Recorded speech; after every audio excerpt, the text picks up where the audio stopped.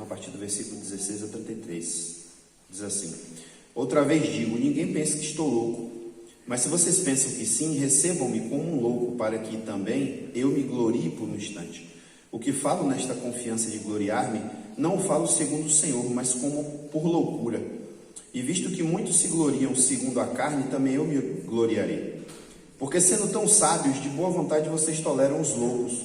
Vocês toleram quem os escravize, quem os explore, quem os engane, quem se exalte, quem lhes dê bofetadas no rosto. Para minha vergonha, confesso que fomos fracos demais para isso. Mas naquilo em que outros têm ousadia, volto a falar como se fosse louco, também eu tenho. São hebreus? Eu também. São israelitas? Eu também. São da descendência de Abraão? Eu também. São ministros de Cristo? Falando como se estivesse fora de mim, afirmo que sou ainda mais. Em trabalhos muito mais, em prisões muito mais, em açoites sem medida, em perigos de morte muitas vezes. 5 vezes recebi dos judeus 40 açoites menos um.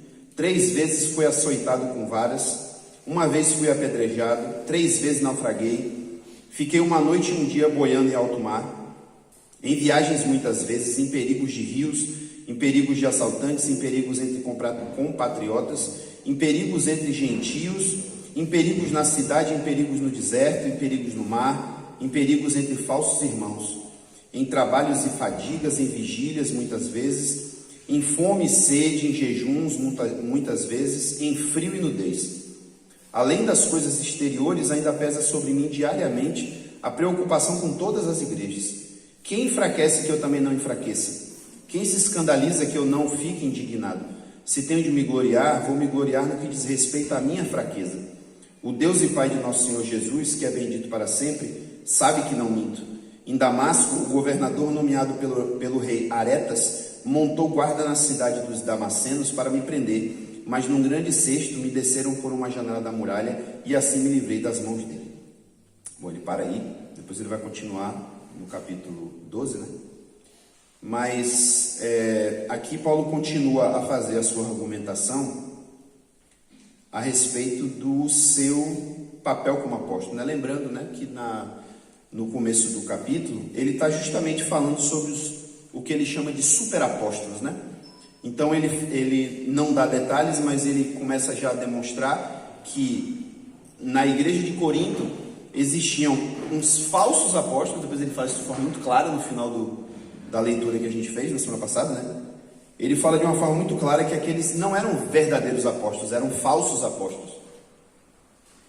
E ele começa a questionar por que é que esses falsos apóstolos têm tido lugar na igreja de Corinto e que a própria autoridade de Paulo, tem sido questionada, né? Lembrando que Paulo não está reivindicando a autoridade numa igreja que ele não tenha fundado.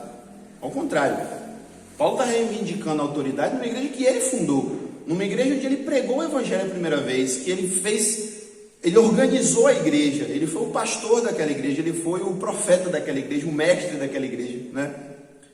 E agora estava acontecendo isso. Também um outro ponto também que é bom lembrar, para a gente poder entender melhor a coisa, é que Paulo não está dizendo que isso está acontecendo em toda a igreja, né? A gente já viu isso. Paulo fez muitos elogios àquela igreja, inclusive do amor que eles têm por ele, né? Dos auxílios, etc. Então a gente percebe que na verdade ele está falando de uma parte da igreja. E aí é interessante a gente tocar nesse ponto, é que percebam que Paulo não tem o cuidado aqui de fazer, olha, estou falando isso como para esta parte da igreja de Corinto, né? E quando ele falava lá das coisas boas, ele falava assim, não, eu estou falando só para essa parte. Não, ele bota todo mundo no bolo, porque é realmente uma igreja só, né? Então, tanto no momento quanto ele está elogiando aquela igreja, quanto no momento que ele está criticando ou que ele está disciplinando, é a igreja de Corinto, né? Ele não divide a igreja. Isso é um negócio interessante, porque teoricamente Paulo poderia fazer isso, né? Para a gente seria até mais fácil entender se ele dividisse a igreja e dissesse, olha, na igreja tem 3 grupos ou 4.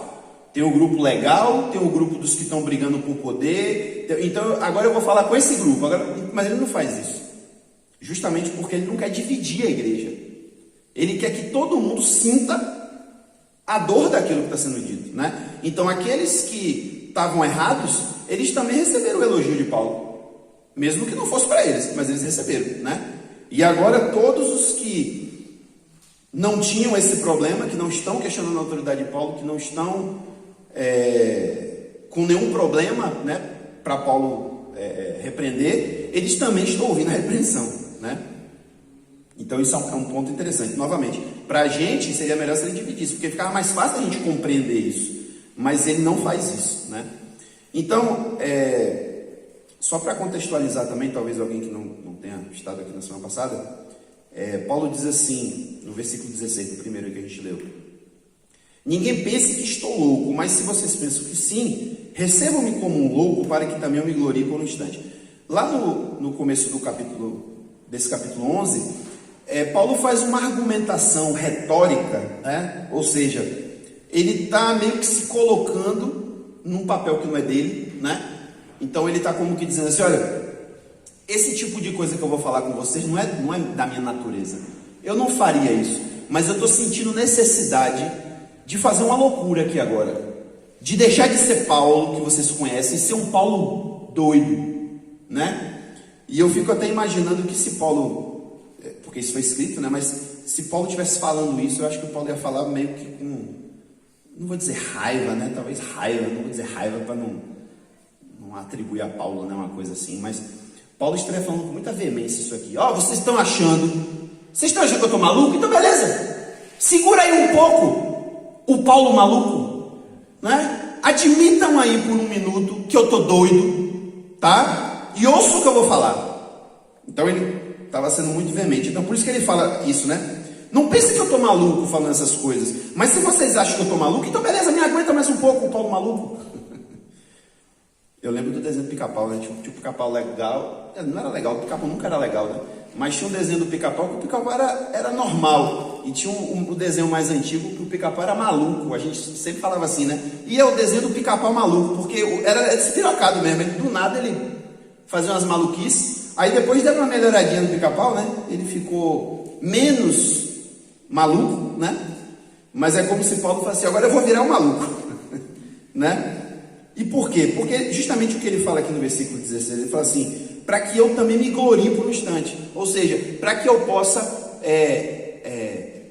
puxar sardinha para mim, para que eu possa falar de mim de uma forma que eu não falaria normalmente, né? Para que eu possa mostrar a vocês quem eu sou, para que eu dê o valor a mim que vocês não estão dando. Por isso que ele fala da loucura, né? Eu não faço isso, eu não me glorio. Mas se for para resolver esse problema que está acontecendo, eu vou me gloriar agora, né?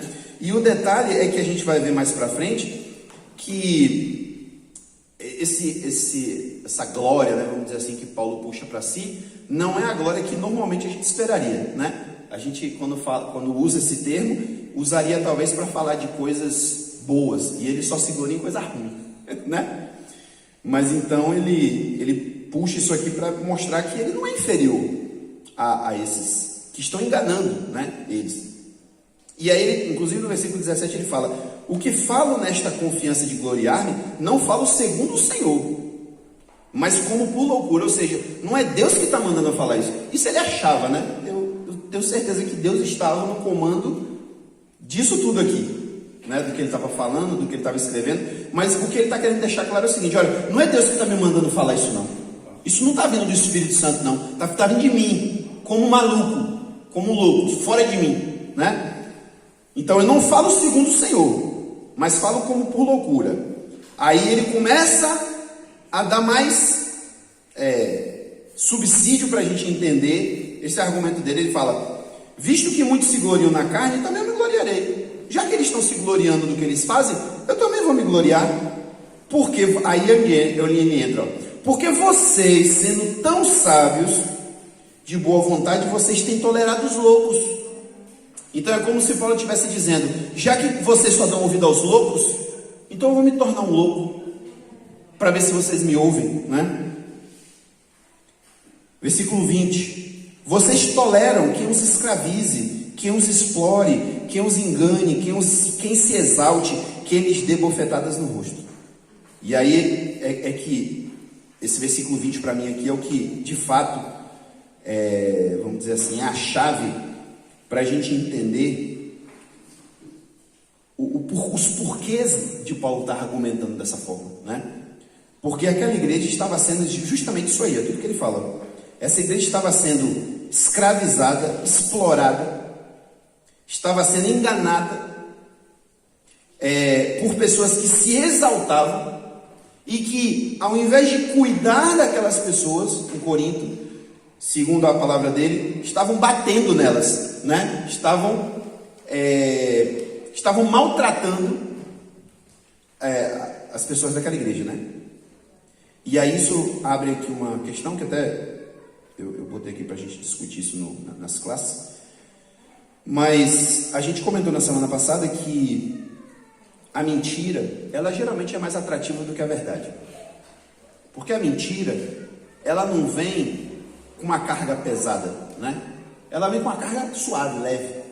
Então, é muito melhor você ouvir, por exemplo, não, vem para Jesus que teus problemas vão ser todos resolvidos, né? Do que ouvir, vem para Jesus que você vai precisar matar o seu ego e carregar sua cruz.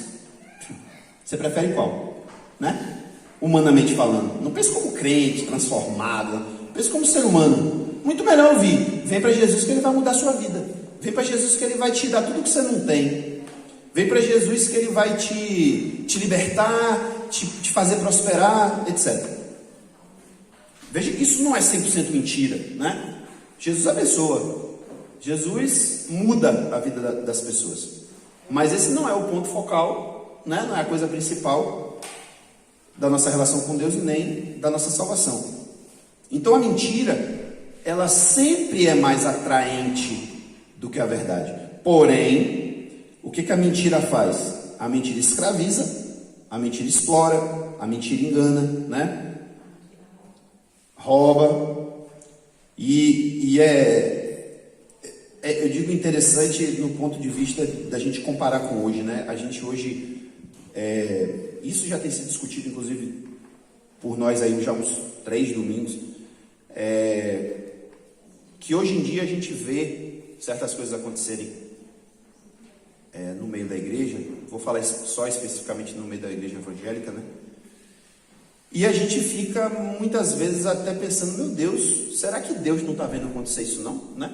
Será que Deus não está vendo como, né, tal líder está se comportando, como tal igreja, o que essa igreja está pregando e tal? E às vezes a gente dá até um espíritozinho assim de Boanerges, né? Um espíritozinho assim de Tiago e João, e pensa assim, vamos fazer descer fogo do céu para tocar fogo nessa igreja? Essa semana mesmo me mandaram um vídeo de uma igreja nos Estados Unidos, uma igreja protestante, não sei bem que igreja é aquela, e aí dizendo que essa igreja, ela tinha abençoado a parada gay dos Estados Unidos. Aí caiu um raio na igreja e pegou fogo. Aí a pessoa me mandou, né? Não me mandou nem dizendo nada, só me mandou o negócio, né? Aí eu falei assim, eita rapaz, agora vem cá, por que isso aconteceu com essa? Por que não aconteceu com as outras também? Né? Por que só aquela? Será que ela foi a pior de todas? Porque tem um bocado de igreja que estava abençoando e apoiando, né? Então, não é bem assim que acontece. Mas, honestamente, eu queria que fosse. Né? O problema é que, querendo que fosse, talvez um dia esse raio caísse na minha cabeça também, né? Então é melhor deixar Deus ser do jeito que Ele é mesmo. Porque às vezes quando você está pedindo rigor para o outro, de repente aquele rigor vai cair para você também. Você está preparado para poder um raio cair na sua cabeça? Né? Então, a gente vê esse tipo de coisa acontecer e a gente se questiona mesmo. Às vezes até a gente para e pensa, será que Deus realmente existe? Será que isso é real? Porque não é possível não, velho. O que esse tal pastor está fazendo? O que esse líder está fazendo? O que essa igreja está pregando? Mas irmãos, olha o que acontecia aqui no tempo de Paulo. Isso aqui não, acho que não tinha ainda 30 anos que existia igreja. Não tinha 30 anos ainda aqui que Jesus tinha morrido e ressuscitado. Pensa aí, a nossa igreja tem 20 anos, né? Com mais 10 anos era mais ou menos o tempo que essa igreja aqui existia. E essas coisas já estavam acontecendo. Líderes já estavam se levantando, nesse caso aqui apóstolos, né? Por coincidência, né? Também, hoje em dia, é o que está acontecendo, os apóstolos, né? Apóstolos que iam para as igrejas tentando tomar para si a autoridade daquela igreja, né? A liderança, e segundo a própria palavra de Paulo, para quê? Para explorar, para poder lucrar mesmo, ganhar dinheiro. Ele fala isso em outras situações também, daqueles que lucram, né? Com a exploração do rebanho. Então isso já estava acontecendo. E aí, no versículo 21, Paulo fala de forma irônica. Ele diz assim: para minha vergonha, confesso que eu e os meus companheiros, nós somos fracos demais para isso. Para isso o quê? Para poder enganar, se exaltar, explorar, escravizar. Percebe a ironia que ele está falando? Ele fala assim: vocês estão tolerando essas pessoas. Que pena que a gente foi fraco o suficiente para não fazer isso aí que vocês gostam. Né? Porque parece que é o que vocês gostam. Vocês gostam de ser explorados. Vocês gostam de ser maltratados. Vocês gostam de quem se exalta. Então ele disse: que pena, fomos fracos. Ele está sendo irônico aqui, né? Fomos fracos demais para isso. Mas naquilo que outros têm ousadia, e volta a falar como se fosse louco, também eu tenho. Eu também sou ousado. E aí é onde entra um negócio interessante aqui no versículo 22. Ele diz assim, eu não vou ler certinho, vou só fazer as perguntas, né? São hebreus? São israelitas? São da descendência de Abraão? O que Paulo está dizendo aqui? Percebe o que Paulo está dizendo? Alguém percebe aí? Diga aí o que a senhora percebeu que Paulo está dizendo aqui. Que eles fazem parte da igreja. Eles quem? Essas pessoas que estão roubando, essas pessoas que estão defraudando a igreja. Mas que eles são o quê? Eles fazem parte da igreja? É mais fundo o negócio aí. Olha a pergunta que ele faz. São hebreus? São israelitas? São da descendência de Abraão? Os coríntios eram hebreus? Os fariseus. Os coríntios eram hebreus? A maioria não. Alguns talvez fossem, mas a maioria não. Eles eram israelitas? Não. Eles eram descendentes de Abraão? Então Paulo está dizendo o que aqui? Que esses tais super apóstolos eram judeus. Eles eram israelitas. Então, aí talvez, né, ele não fala isso, mas talvez seja gente daquele grupo judaizante, né? Que a gente sabe que lá por Atos, né, pelo livro de Atos, que alguns, mas também a gente não pode dizer isso assim, só era assim, mas parece que grande parte daqueles que tentavam judaizar a igreja, eles vinham da seita dos fariseus, assim como Paulo. Porque os fariseus eram mais rígidos, né? Na questão do cumprimento da lei, aquela coisa toda. Então alguns entenderam que não, beleza, Jesus é o Messias, eu acredito nisso. Só que a gente não pode deixar de cumprir as tradições. Então tentavam, né, misturar as duas coisas e, pior, impondo isso para os gentios, né? Que nesse tempo aqui, o concílio de Jerusalém já tinha acontecido, né? Os apóstolos já tinham determinado que não era necessário que os gentios fossem circuncidados, etc. Mas essas coisas aconteciam. Aqui, eu acho, né? Aí é a minha opinião, porque eu não tenho muito como saber na verdade, mas me parece que aqui nem é o caso mais da judaização. Me parece que aqui realmente eram alguns que eram judeus, né? Que eram cristãos, pelo menos estavam no meio cristão, só que eles estavam entrando nessas igrejas, e aí lembre-se, né? A igreja de Corinto não era uma igreja só, eram várias comunidades espalhadas, né? Na cidade de Corinto. Então eles estavam indo para algumas dessas comunidades, né? Dessas reuniões, e estavam dizendo que eram apóstolos.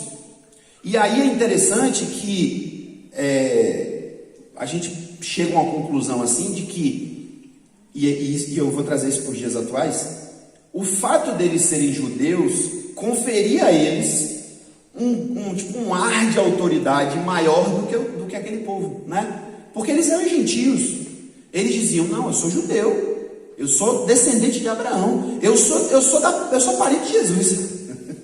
E aí isso também ajudava na questão de eles conseguirem convencer alguns, pelo menos, de que eles tinham mais autoridade do que outros, né? Porque afinal de contas eles eram judeus. E você sabe que isso tem acontecido hoje em dia também? Aqui na Bahia a gente não tem visto muito isso. Acontece, mas é bem menos. Em São Paulo, que tem muito mais judeu, inclusive, né? São Paulo tem muito judeu.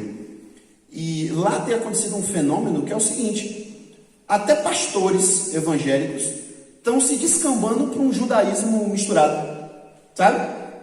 Eu chamo de pseudo-judaísmo, porque ninguém quer cortar o prepúcio do pinto. Agora todo mundo quer ser judeu. Tem um mesmo aqui que eu falo na cara dele, daí então é um falso judeu. Ah, porque você se circuncidou? Ah não, mas aí não é pra mim. Como não é pra você? Você não quer ser judeu? Quer ser judeu tem que ir lá e fazer, velho. Tem que arrancar o prepúcio.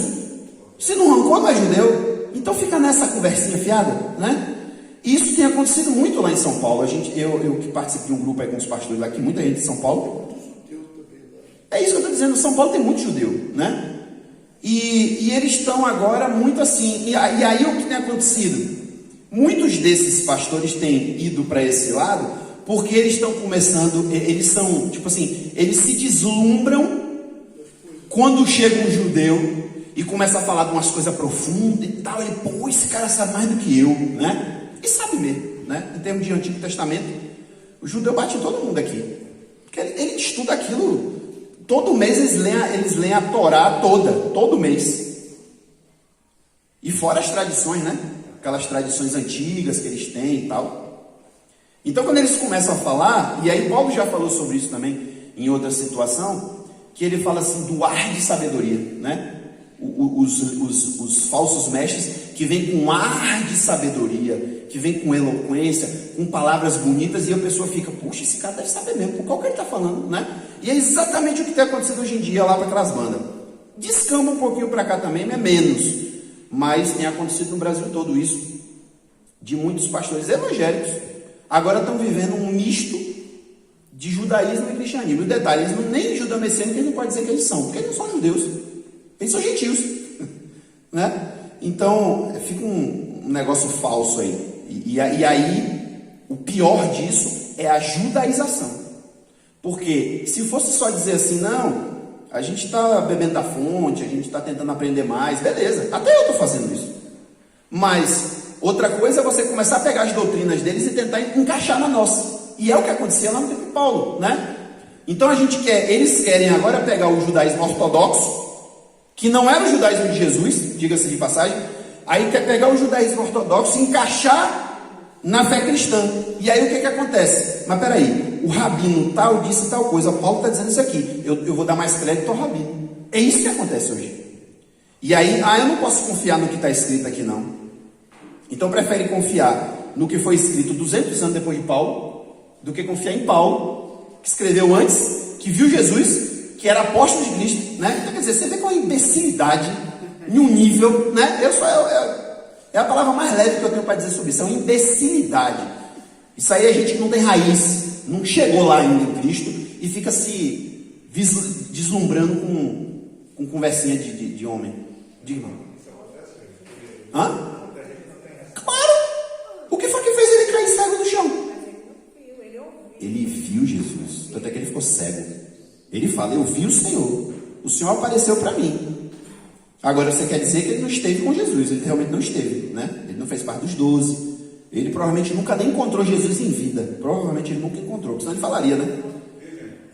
Isso acontece, eu vi um debate desse da parecia, que as pessoas ficam sem resposta. Eles têm a tradição, né?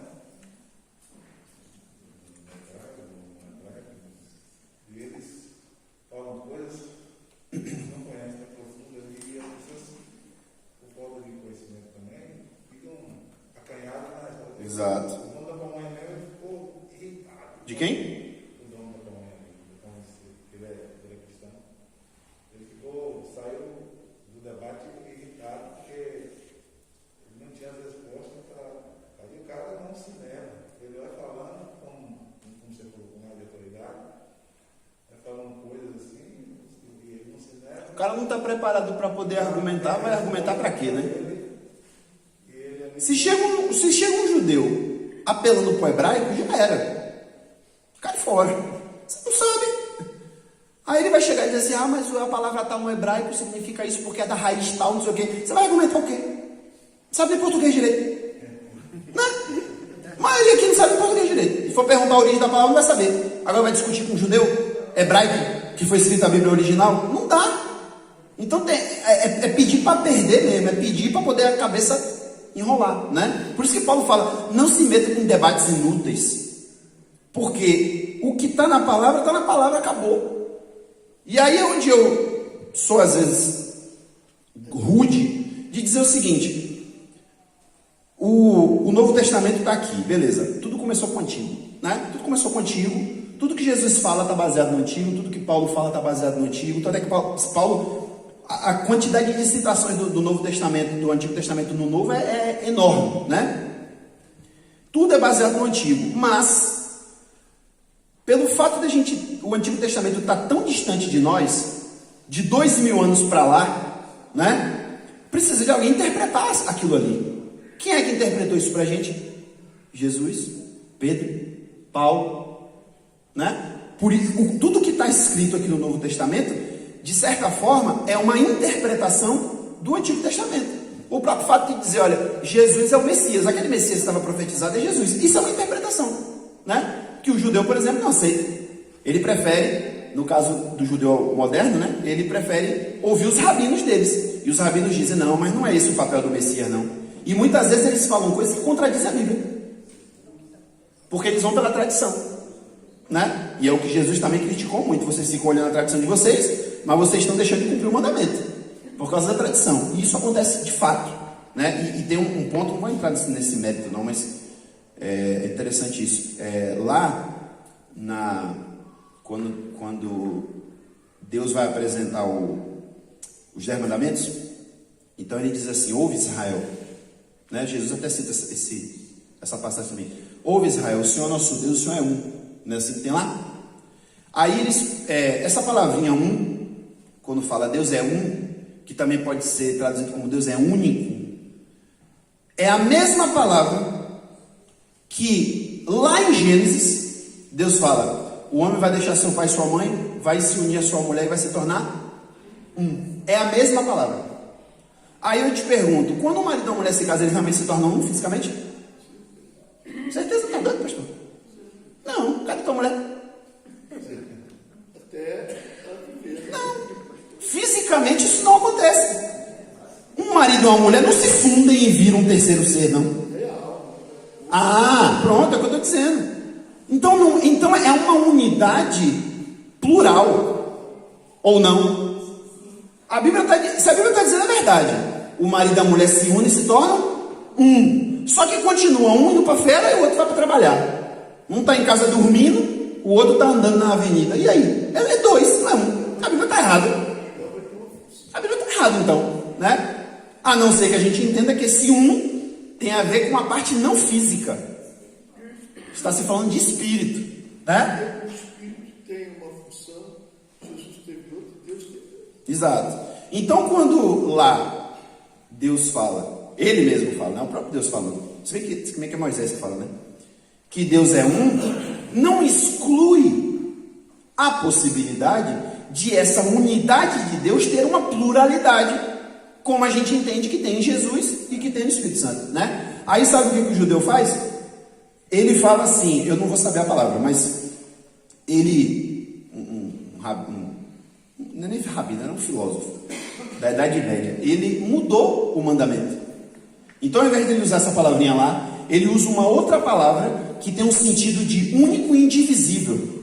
Não é o que a Bíblia está dizendo. A Bíblia não diz que Deus é indivisível. Você pode até acreditar que ele é, mas não é o que está escrito. Lá na Bíblia, nessa passagem, está sendo dito que Deus é o único que existe. É isso que está dizendo. Não existe outro Deus, só existe um. É isso que está sendo dito. Mas aí eles mudam e dizem, não, Deus é um e indivisível. Sim, onde é que está escrito que é indivisível? Foi Maimônides. Quem é Maimônides? Quem é Maimônides? Então, é muito complicado isso aí. E a gente tem que ficar atento a isso, tá? Porque não sei se vai chegar, né, aqui pra gente isso forte, como tem acontecido lá no Sudeste. Mas isso tem acontecido. E isso está acontecendo há 2000 anos. Então, não é para a gente se espantar, não é para a gente se desesperar e nem pedir a Deus para descer fogo do céu, porque se fosse assim, já era para ter descido fogo do céu há 2000 anos, né? Isso não aconteceu. Então, é meio que fatalista a coisa. Isso vai acontecer, vai continuar acontecendo, né? Eu digo que a igreja tem a mesma natureza de Israel.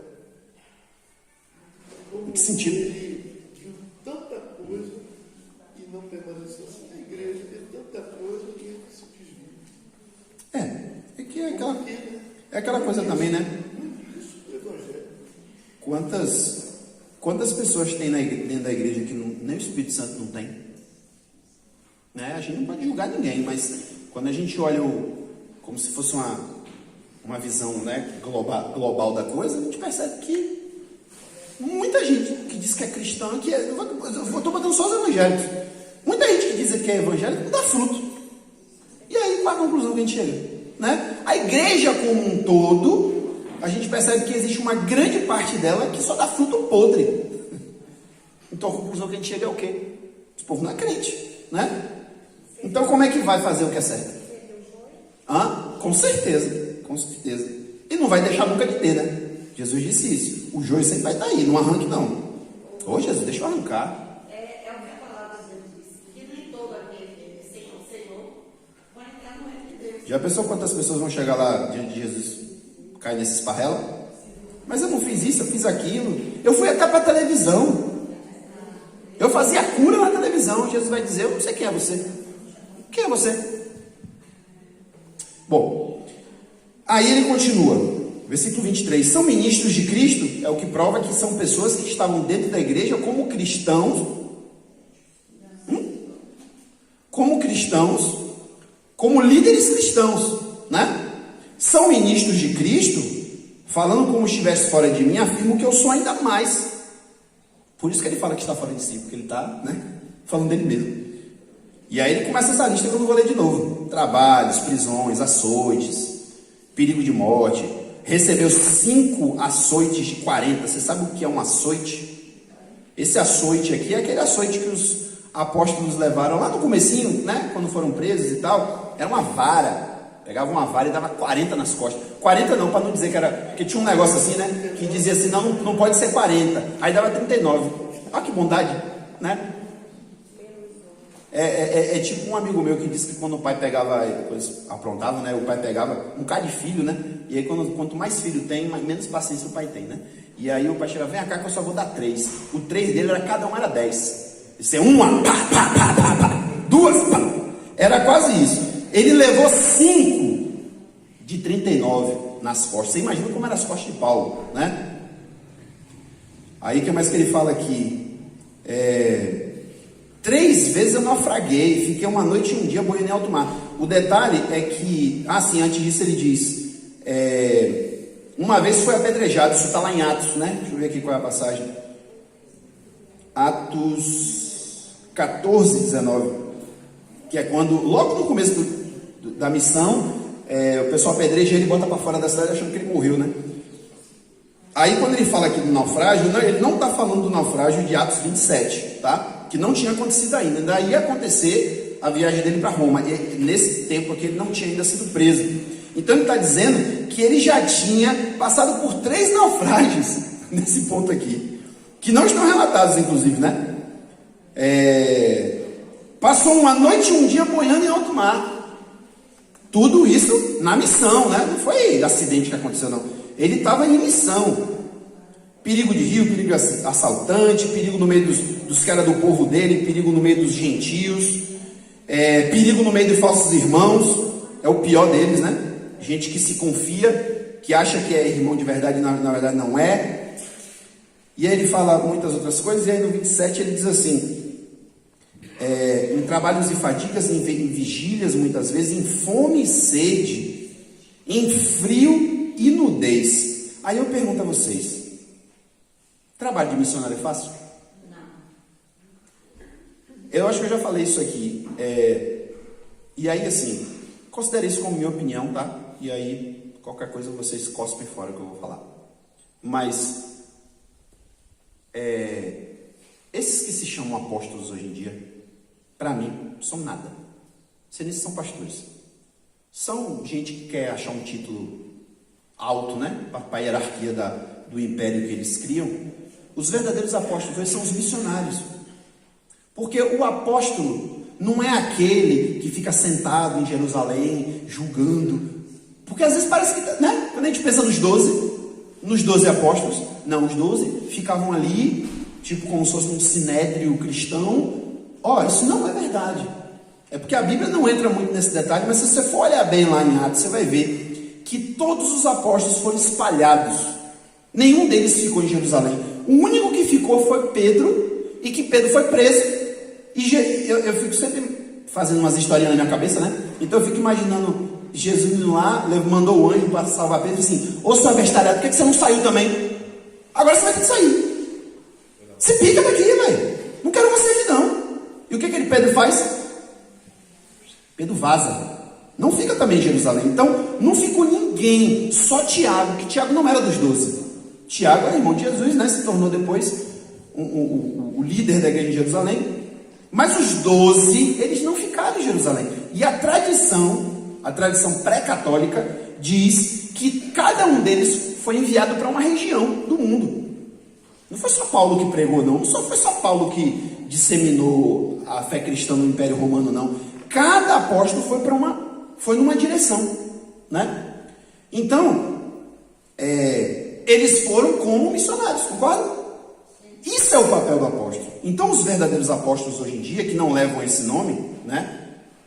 E eu vou falar uma bobagem, não sei se eu estou falando certo, mas me parece que os pioneiros das missões modernas são os batistas, né? Me parece que sim, né? Começou na Inglaterra, né? Com a igreja da Inglaterra, e depois a igreja americana também se empenhou muito nisso. Então, eles lá atrás preferiram não chamar de apóstolo, eles preferiram chamar de missionário. Isso a gente adotou, mas eles são os apóstolos. Eles é que vão para o campo, para o lugar difícil, que não tem nada. Alguns, como eu já vi testemunho de alguns que foram no meio de índio, canibal, para pregar o evangelho. Pensa aí, tu ia para o meio dos índios canibal? Só para dizer que vai para o meio dos índios, no meio do mato, já para mim já não é legal, né? Ainda dizendo que é canibal, né? E o cara vai para lá, e muitas vezes esses missionários, eles não apenas pregam, as pessoas se convertem, eles organizam igreja, como alguns deles ainda codificam o alfabeto. Vocês sabem que o alfabeto russo só existe por causa do missionário? Porque quando ele foi pregar lá para aquele povo lá que não chamava de russo ainda, era outro nome, o povo não tinha linguagem escrita, ele só tinha linguagem falada. Aí, mas eu preciso de uma linguagem escrita para esse povo saber ler a Bíblia. Ele simplesmente criou o alfabeto. Foi um missionário que fez isso, né? E hoje lá está aquela bagunça, né? Você vê que cada geração tem que cuidar da fé, né? Então, esse é o trabalho do verdadeiro apóstolo. E aí, como eu disse no começo, perceba que Paulo está aqui se gloriando. Ele vai dizer isso aqui no versículo 30. Ele fala: se tenho de me gloriar, vou me gloriar no que diz respeito à minha fraqueza. Ele não está falando nada do tipo, porque o Senhor apareceu para mim, porque o Senhor me disse. Ele depois até vai fazer isso. No capítulo seguinte, ele vai falar da visão que ele teve, né? E tal. Mas aqui ele não está colocando coisas do tipo assim: olha quanta honraria eu recebi, olha as coisas que eu ouvi, olha o que me disseram. Ele não está se gloriando de coisas boas. Ele está se gloriando de coisa ruim.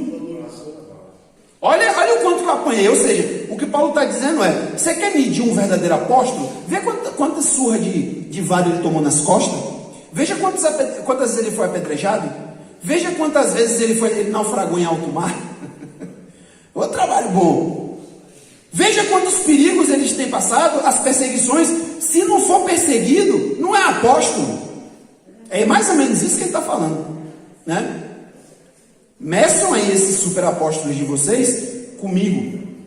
E aí no 28 ele fala: e além dessas coisas exteriores, ainda pesa sobre mim diariamente a preocupação com todas as igrejas.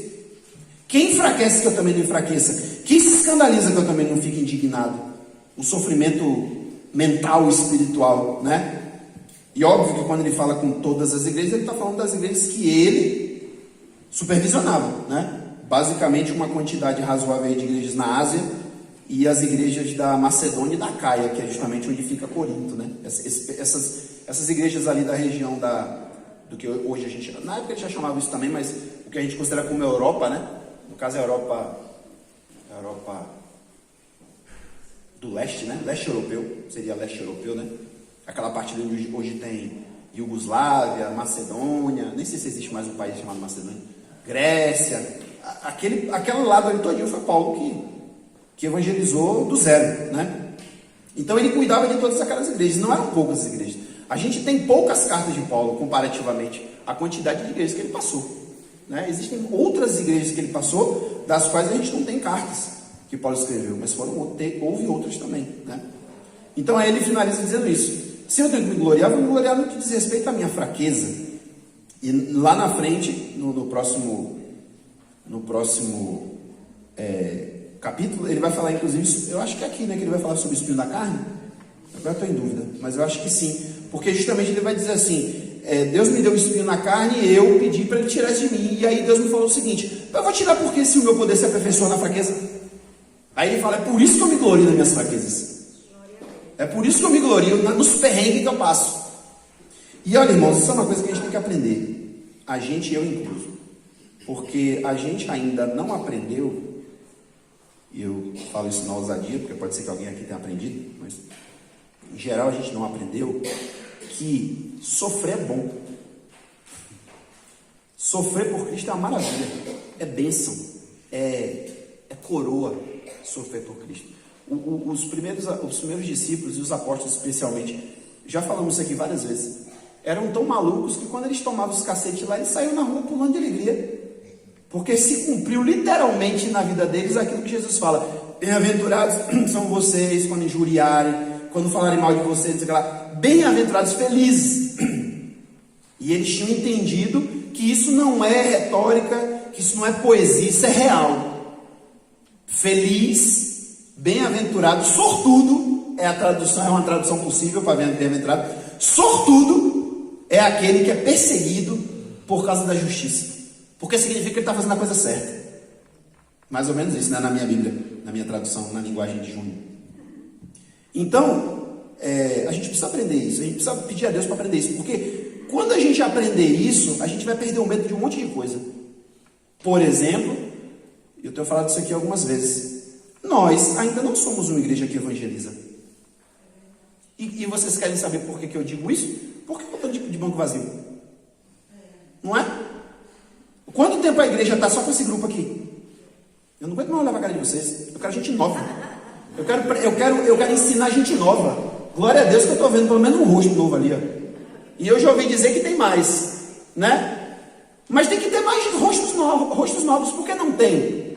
Ou vocês estão esperando que Jesus acrescente à igreja aqueles que haviam de ser salvos? Não é assim. Nós é que temos que ir atrás desse pessoal. Mas às vezes não vai por medo. Eu vou falar de mim. Às vezes eu não prego por medo. Não vou dizer vergonha, porque o sentimento não é necessariamente vergonha, mas é o medo da reação.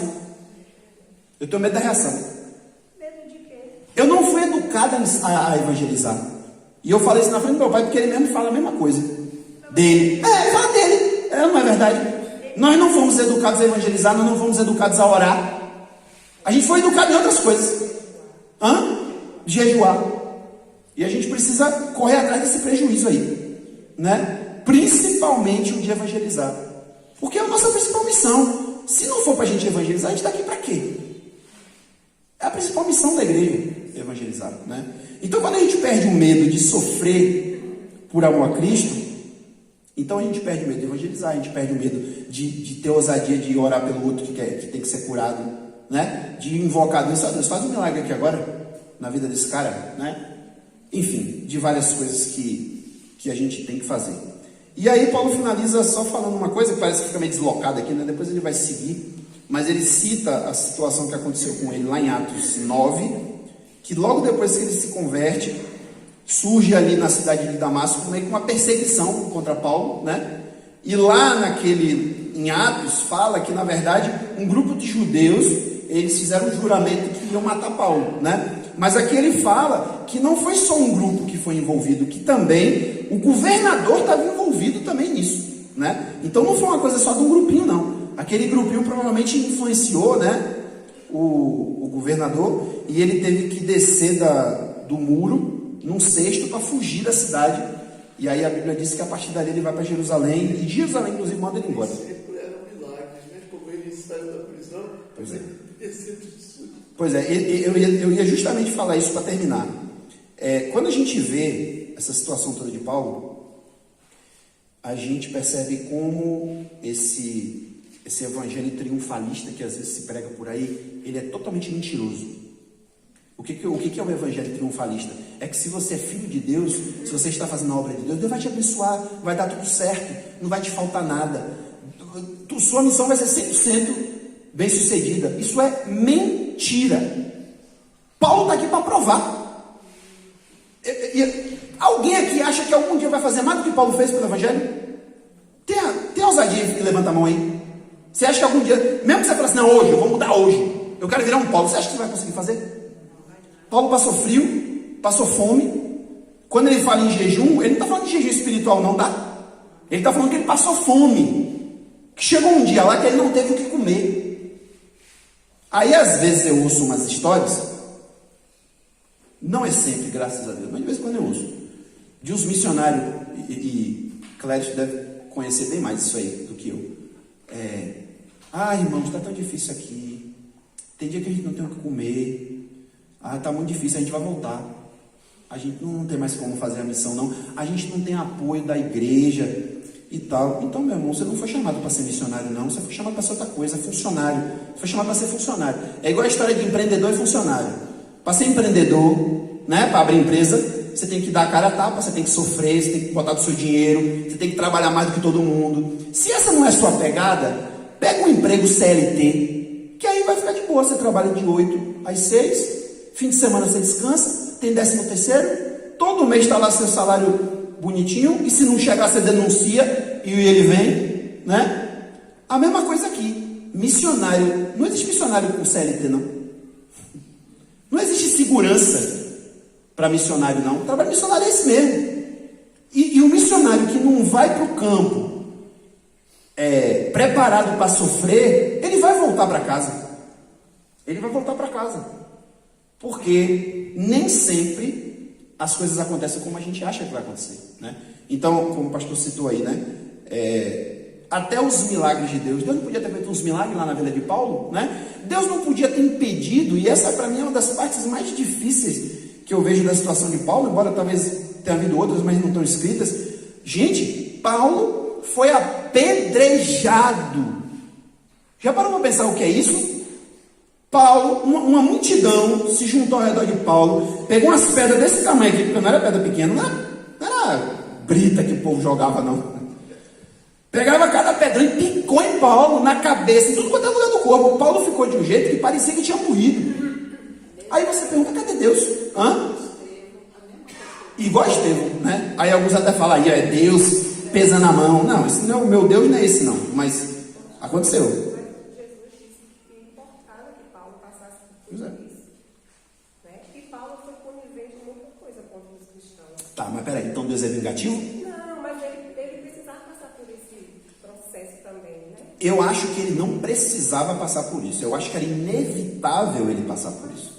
Por que era inevitável? Principalmente porque Paulo... Jesus falou no dia que caiu. É isso que ele está dizendo, né? Mas o que eu estou querendo dizer é, isso não é um destino que Deus traçou para Paulo, né? Eu vou chamar esse Paulo, mas também vou dar uma moída nesse safado, esse descarado vai ver. Tem gente que lê assim, esse descarado vai ver o que é sofrer em nome de Cristo. Não. Então, seu Deus, né? Não é assim que Deus age. Agora, a missão de Paulo, e aí, irmãos, tem em mente isso aí, por que a gente não tem no Novo Testamento, por exemplo, quem era o líder da igreja, dos apóstolos? Quem era o líder dos apóstolos? Não, dos apóstolos. Pedro, né? Pedro, inclusive, a igreja católica bota ele como o bambambam. Por que a gente não sabe das missões de Pedro? Já parou para pensar nisso? Eu já. Era um analfabeto, né? Ou semi-analfabeto. Deus levantou Paulo justamente para estar. É tanto quando ele